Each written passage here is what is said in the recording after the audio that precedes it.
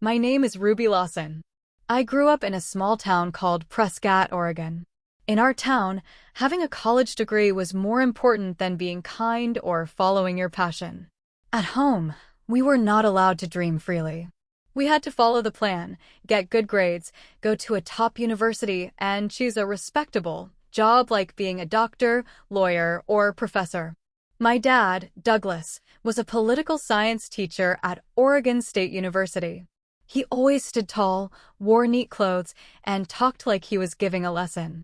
My mom, Linda, was the principal of our town's only high school. She believed that if people followed rules and traditions, they would never make mistakes. My sister Natalie was the perfect child in their eyes. She memorized the Declaration of Independence when she was just 4 years old. At 18, she got into Harvard Medical School with a full scholarship. Our family threw a big party for her. My dad raised his glass and said, "This is the future of America." Then he added that online business stuff is just childish nonsense. He was clearly talking about me. I never hated studying. But ever since I was little, I was more curious about how things worked behind the computer screen. When I was 12, I fixed a neighbor's printer and earned $10 and 2 movie tickets. At 15, I made a simple website for Miss Martin's flower shop. She got her first online order just 3 days later. One day, I wore a unique outfit I bought with my own money. I felt proud. But my mom frowned and told me to focus on my SATs. She said my hobbies would not help me get into Columbia University. My dad was harsher. He looked at the laptop I was using for a client and said coldly, "If you want to be a tech support girl for life, go ahead. But don't expect any money from us." I smiled, but it was fake. In our house, being different was not allowed. Every dinner, my sister's name came up like a prayer. They talked about her big achievements. Meanwhile, I was asked if I was retaking the math SAT again. In my final year of high school, we were having dinner surrounded by college application papers. My dad had neatly arranged forms for places like Stanford and Yale. But I had something else to say. My heart beat fast as I spoke. I'm not applying to college. I want to start my own business. I already have a plan, a client, and nearly $4,000 saved from building websites. The room went silent. My mom dropped her fork.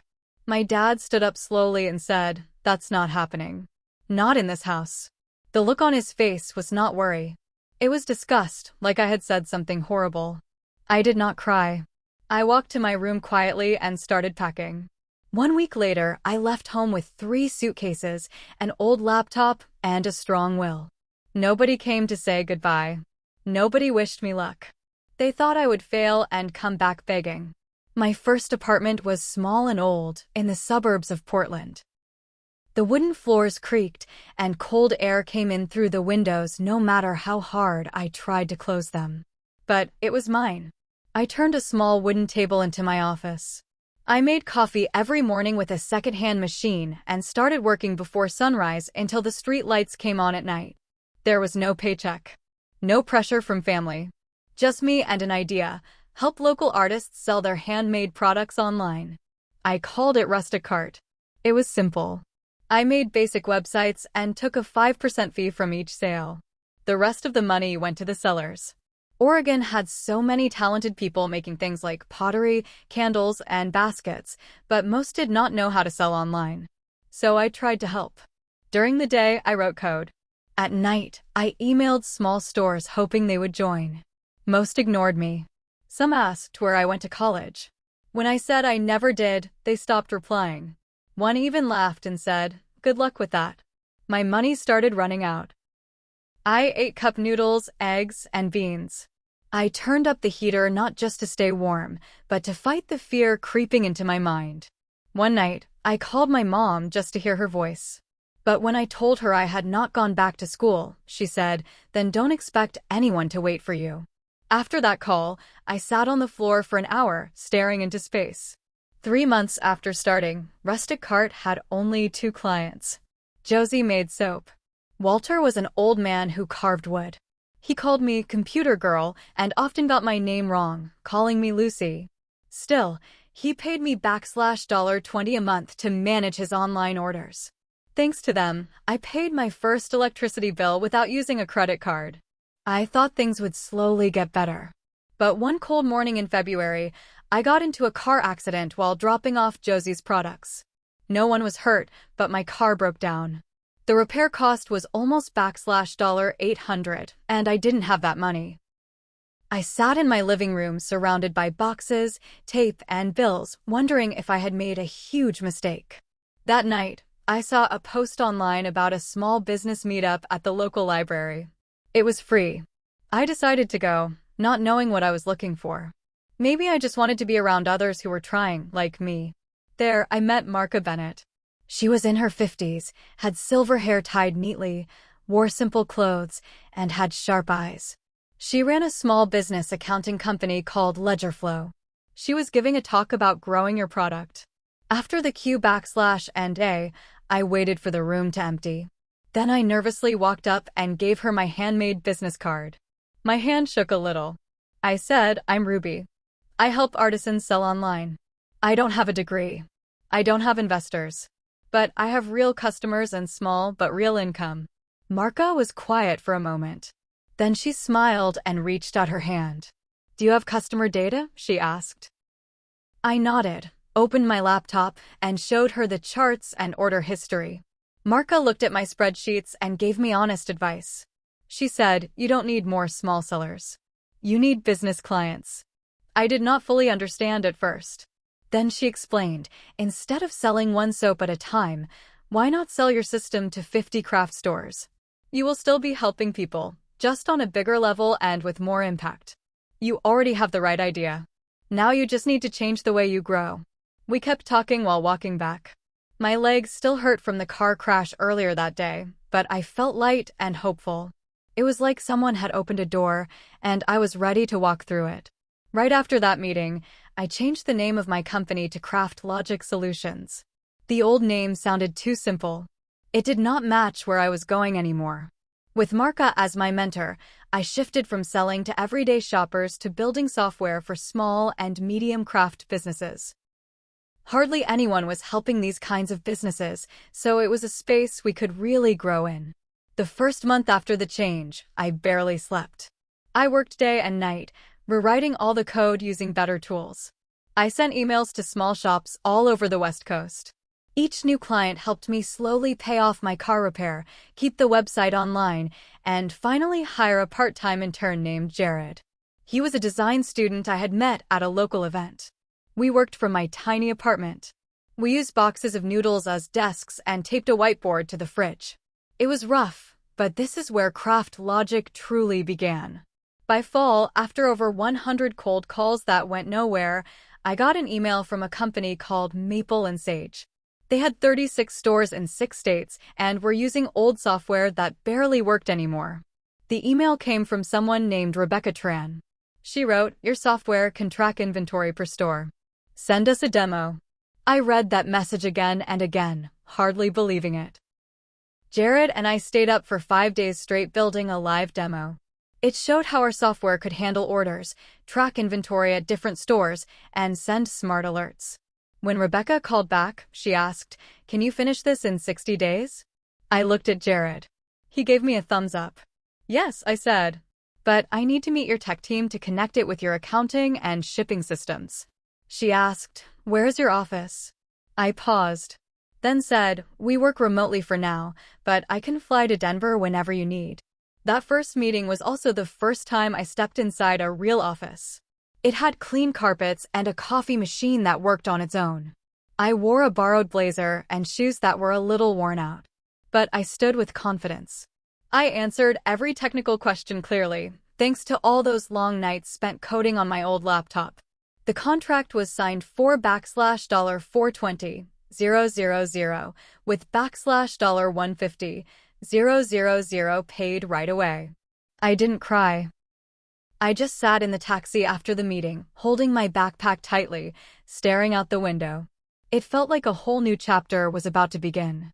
From that moment on, things moved quickly. After we finished the Maple and Sage project, they recommended us to 3 other companies. One of them was Kraft, a big craft supply chain based in California. They signed a deal worth $630,000 to use our system. I officially registered the company in Oregon. We got our first real office in Beaverton and hired a team. 5 full-time employees joined, software engineers, a project manager, and our first accountant. In just 2 years, CraftLogic had offices in Portland, Denver, and San Diego. We served over 60 retail chains, and our software became a full platform. It handled orders, tracked products, connected with shipping systems, and even gave insight into customer habits.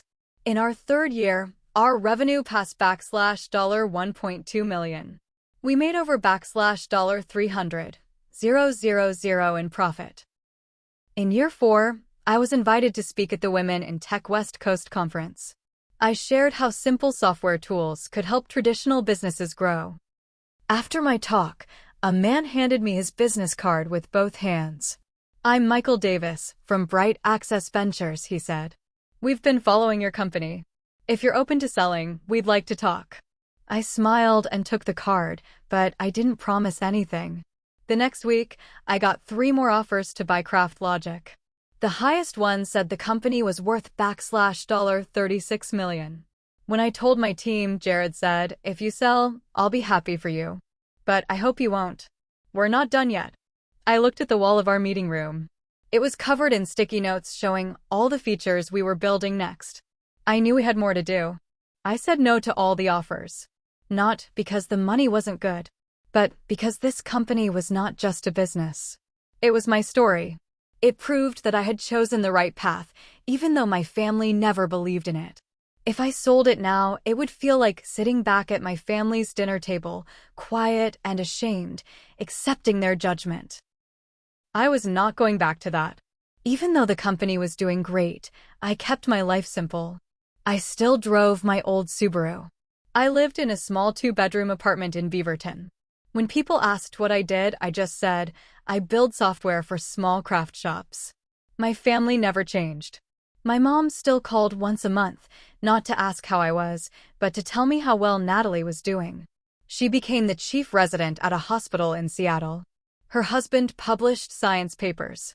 I would smile and stay quiet. But everything changed when my dad lost his job. After 28 years of teaching political science, his department was cut. He was 61 and suddenly had no income. Then, just 1 week later, my mom got diagnosed with a thyroid disorder. She needed expensive medicine, and their insurance would not cover it. When Natalie found out, she gave a cold and distant response. Natalie said she was too busy at the hospital to help. I sat alone in my office, staring at a bank statement my mom had accidentally sent to an old email I still had access to. One line stood out. They had not paid their mortgage, and it was already 16 days late. Below that was a bill for nearly $1,800 for her medicine. No one had asked me for help. Maybe they still thought I was struggling, too proud to admit I had failed. But I knew if no one stepped in, they could lose their home. I called my lawyer, Robert Kane, the same one who helped with my company's legal documents. I asked him to create a fake trust fund called Spring Hill Holding. It would look like a grant from a nonprofit helping teachers. Within a week, Spring Hill started paying their mortgage each month. The bank sent my parents a letter saying an organization was helping them because of their long service and education. They never asked questions. At the same time, I asked Robert to set up a fake company named Brightstone Consulting in Boise. Through that company, we signed a fake contract with my dad. It said he would write educational material for schools and get $2,000 a month. He didn't question it. He even bragged to his friends that he had become a state-level advisor. My mom assumed some kind stranger was helping them through hard times. Every month, I approved the payments quietly. I never asked for thanks. Then, last June, I found out Natalie had given birth to twins. She couldn't afford the daycare she wanted because of the high hospital bills. A few weeks later, 2 scholarships appeared at the daycare under the name Northwest Infant Potential Development Fund. Each one was worth $9,500 for Jacob and Lily Winters, Natalie's children. Natalie posted on Facebook in all caps, asterisk, it's a miracle. God always provides in his own way. Asterisk, I saw it and gave a small, dry smile. In 3 years, I had spent over $120,000 helping my family, covering their home, medicine, my dad's fake job, and even the twins' daycare. Everything was legal, carefully hidden, and anonymous. At work, I was Ruby Lawson, the CEO praised in tech magazines. I closed million-dollar deals, gave big speeches, and flew on private jets when needed. But to my family, I was still the college dropout who probably sold candles online. Every Christmas, I showed up in a rental car wearing an old coat. My mom would ask if I was still thinking about going back to college. My dad would just nod quietly, like he was forgiving me for failing in life. I stayed silent. But I kept paying their bills. That Thanksgiving was dark and rainy. I came home with a bottle of wine, a folder full of documents, and a USB drive. I had waited years for this moment. When I entered the house, my mom was busy in the kitchen, like always. My dad was reading the newspaper and only gave me a quick nod. Natalie looked like she had walked out of a fancy doctor magazine. Her husband, Matthew, quietly told the twins not to mess with Aunt Ruby's weird laptop again. I just smiled faintly. Dinner began at 6 p.m. My mom made a toast to health and family. My dad gave a speech about Natalie's success, Matthew's brilliance, and the grandchildren's perfect development. He didn't say a single word about me. As everyone began eating, I placed the folder on the table. I want to share something, I said. My mom frowned like I had just done something wrong. Natalie looked annoyed. I pulled out a magazine page and laid it in front of them. It was a feature from TechBridge Weekly, showing me smiling under a headline, asterisk Ruby Lawson, founder and CEO of Craft Logic Solutions, the software platform reshaping America's artisan market. Asterisk. My dad picked it up and flipped through it like it was fake. Where did you get this? He asked, sounding cold. From my own life, I said. I've run Craft Logic for 8 years. We have over 180 employees in 3 cities. The company is worth $47 million. Then I looked at them and said, I'm the one who has been supporting you all these years. I opened the folder. Inside were the records, mortgage payments from Spring Hill, health coverage documents, my dad's fake contract from Brightstone, and the scholarships for Natalie's kids. All with proof. The room went quiet. My dad stood up suddenly, his face red. You're making this up, he said. A college dropout becoming a millionaire software founder? Don't insult us. You are insulting yourself, I said calmly. I stayed quiet because I thought this family needed its pride. But I'm tired. Tired of hiding who I am just to be accepted here. My mom whispered, why didn't you tell us sooner? Because every time I spoke, I said, you made me feel like I didn't belong. So I chose to help you without asking for anything in return. Natalie leaned forward and said coldly, I work 14 hours a day to be a doctor, and you just sit and write code? Now you're a big CEO? That's laughable. I don't deny your hard work, I said. But you're not the only one who suffered. I've fallen asleep at my laptop, eaten dry noodles, because I had no money for gas or hot water. I built this from nothing. My dad slammed the table. Enough. I don't want to hear another word. You're a fraud. A disgrace. Someone like you could only make money by cheating people. I stood up. I didn't yell. I didn't cry. So that's it, I said. You don't want to know the real me. You want a version of me that never existed. Fine. I put the papers back into my bag. As I turned to leave, my mom gently grabbed my wrist. Ruby, what about next month's support? I looked at her and spoke softly. Mom, if you see me as a disgrace, then you cannot live off my money anymore. That was the last time I was in that house. It was still raining outside, but each raindrop felt light as air. I left Salem the next morning. No notes. No goodbyes. My flight to Florida left at 6:15 a.m.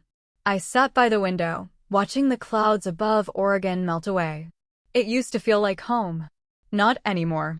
3 years ago, I bought a vacation house near Clearwater, Florida.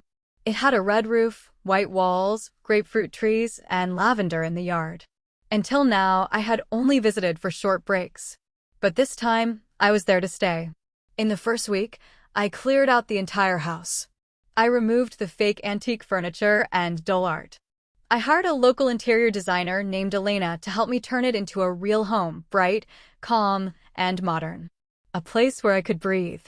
Meanwhile, I had my lawyer and all the support I had set up. Spring Hill stopped paying for the house in Salem. Brightstone ended the fake contract with my dad. The scholarships for Natalie's twins were not renewed. No one was told why. I owed them nothing anymore. 2 weeks later, I walked into Craft Logic's new headquarters in Clearwater. It was on the 9th floor of a beautiful building by the ocean. Sunlight filled the room, and the wooden floor shined. There, I met with my team, Jared, Rachel, and Dominic, who had moved from Portland to help start this new chapter. "We're starting fresh, right?" Rachel asked. "That's right," I said. "No more hiding.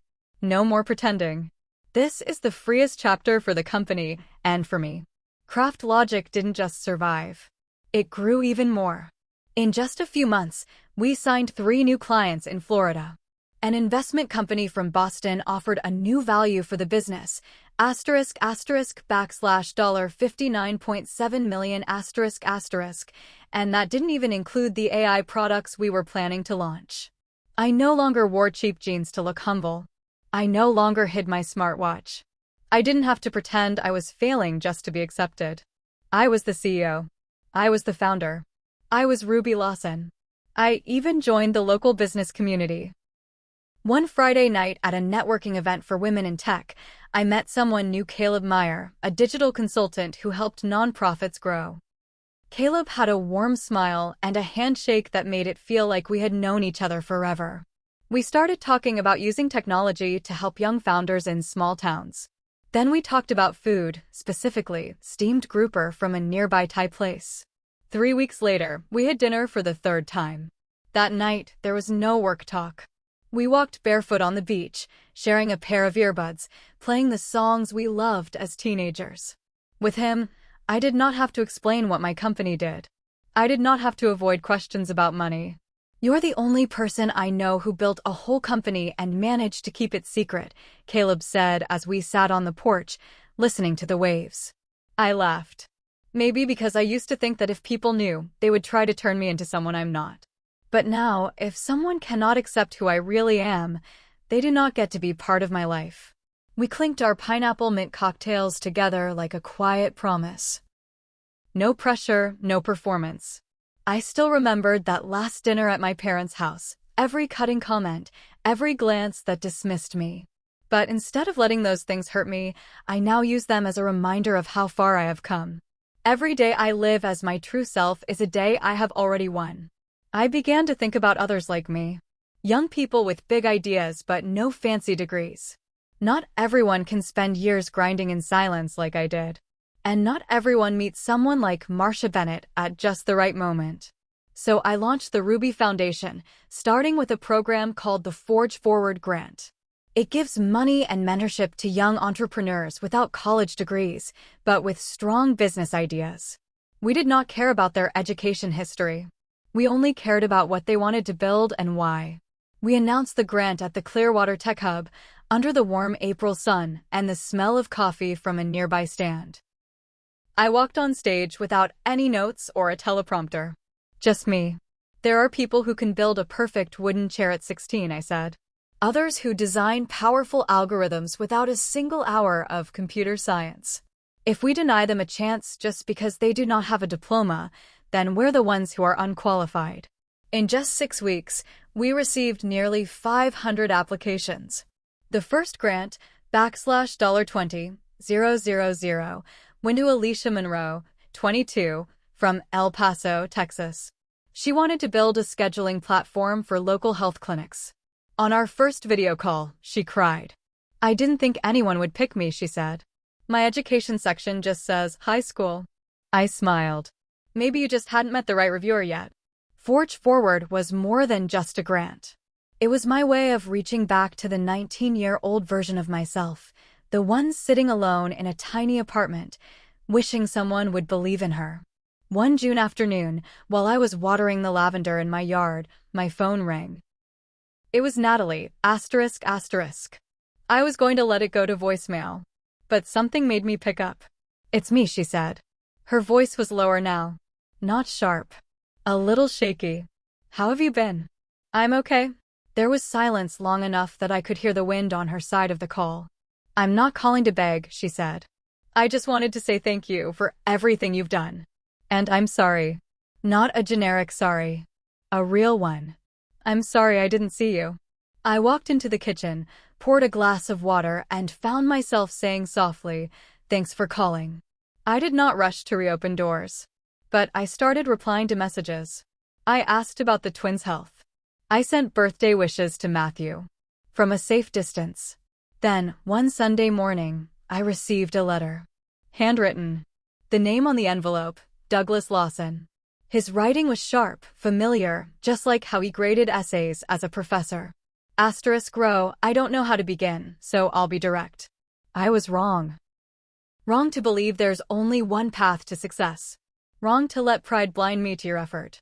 When you spoke the truth that night, I fell apart, not because you did anything wrong, but because I realized I was no longer the man you needed me to be. If you don't want to forgive me, I understand. But I hope you know I'm proud. Asterisk. I read it 10 times. I didn't cry, but my throat tightened with something I couldn't name. Maybe sadness, maybe relief. I didn't call him back. But a few days later, I mailed a postcard from Sarasota. Asterisk, thank you for writing. I'm building the life I always dreamed of. If you'd like to be part of it, the only condition is respect. Asterisk. I kept my boundaries.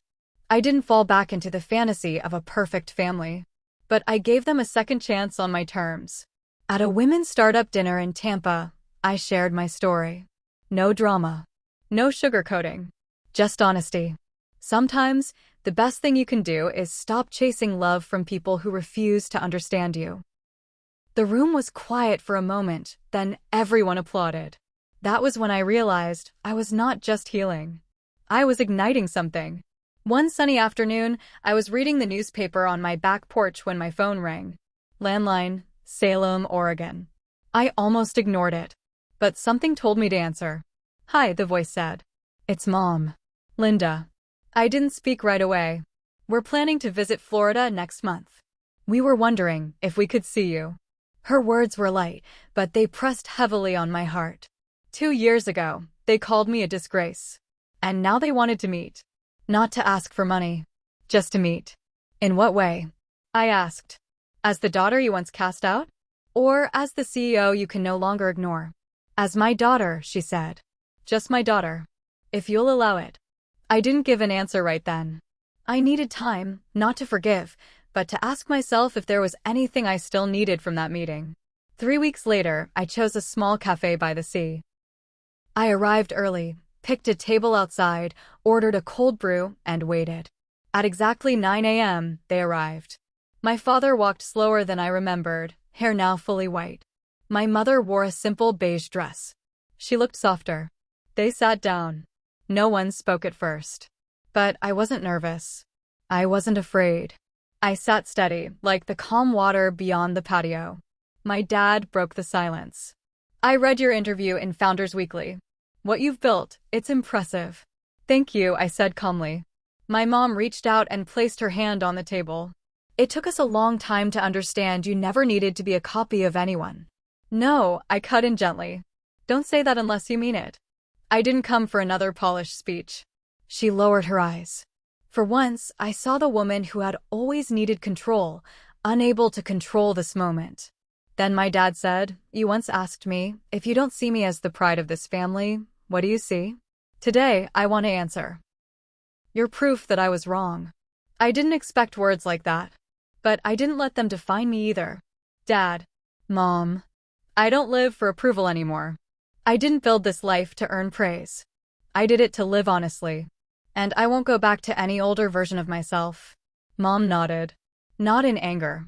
Not to argue. Just nodded. We stayed another 20 minutes. Talked about the weather. The new park. Even Natalie's kids. I wasn't ready to see them yet, but I listened. As we left, my mother hugged me. Not too tight. No tears. But long enough for me to feel something different. She wasn't trying to fix me anymore. They flew back that night. I didn't wave goodbye. I didn't look back. I walked along the shore and texted Caleb. I did it. He called right away. Did what?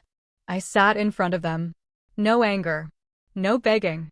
And I was fully myself. His voice softened. Then you've already won, Ruby. Now, every Sunday night, I host dinner in my backyard. A long table, string lights, homemade bread, shared wine. Caleb is there. Jared is there. So are young founders from the Forge Forward Fund. We do not talk about profit or strategy. We talk about purpose. About choices. About living a life that is real. I do not need a family to take me back. I have a community that chose me without conditions. And now I know more clearly than ever. You do not need to be born into the perfect family to live a full life. You just need the courage to build it yourself. I did not forgive them because they changed. I forgave them so I could be free. And for the first time in my life, I am not moving forward to prove anything. I am moving forward because I am already whole.